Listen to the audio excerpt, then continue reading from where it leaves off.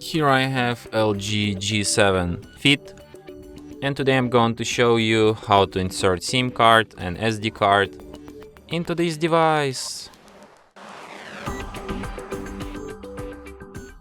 So for this operation you will need this kind of tool, which might help you to eject the SIM card and SD card slot, which is located right here.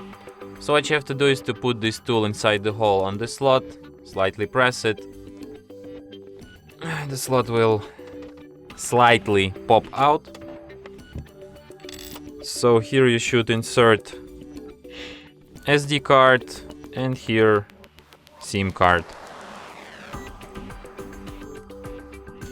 And then put it back into your device.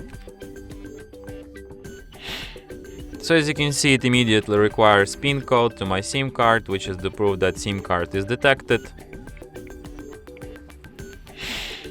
And there's also notification like SD card available for moving images and other media, which proves that SD card is also detected. And that's it. Thanks for watching. If you find this tutorial useful, don't forget to hit that like button and subscribe to our channel.